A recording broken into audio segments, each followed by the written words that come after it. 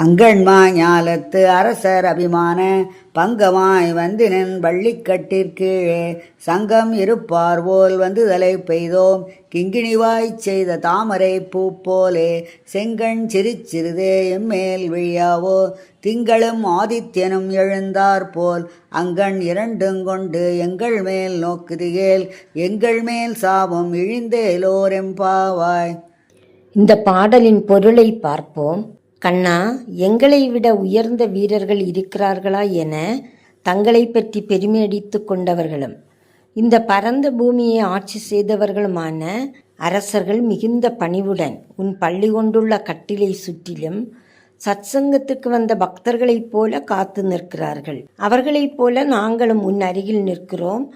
எங்கள் மீது கிண்கிணி என ஒலிக்கும் சிறு மணியின் வாய் போலவும் தாமரைப்பூ மெதுவாக மலர்வது போலவும் உன் சிவந்த தாமரை கண்களை சிறுக சிறுக திறந்து விழிக்க மாட்டாயா?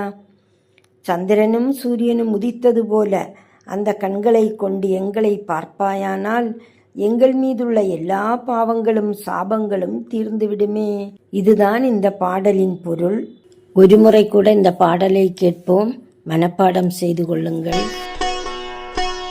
அங்கண்மா ஞாலத்து அரசர் அபிமான பங்கமாய் வந்தினன் வள்ளிக்கட்டிற்கீழே சங்கம் இருப்பார் போல் வந்து தலை பெய்தோம் கிங்கிணிவாய்ச் செய்த தாமரை பூ போலே செங்கண் சிறுதே எம்மேல் விழியாவோ திங்களும் ஆதித்யனும் எழுந்தார் போல் அங்கண் இரண்டும் கொண்டு எங்கள் மேல் நோக்குதிகேல் எங்கள் மேல் சாபம் இழிந்தேலோரெம்பாவாய். கண்ணனை சரணடைவது பற்றி விளக்குகிறார் ஆண்டாள் நாச்சியார். சப்ஸ்கிரைப் பண்ணாதவங்க பண்ணிக்கங்க. உங்கள் ஃப்ரெண்ட்ஸுக்கும் உற்றார் உறவினர்களுக்கும் அனுப்பி கொடுங்க. தொடர்ந்து திருப்பாவையை நாளை கேட்கலாம். நன்றி. தொடரும்.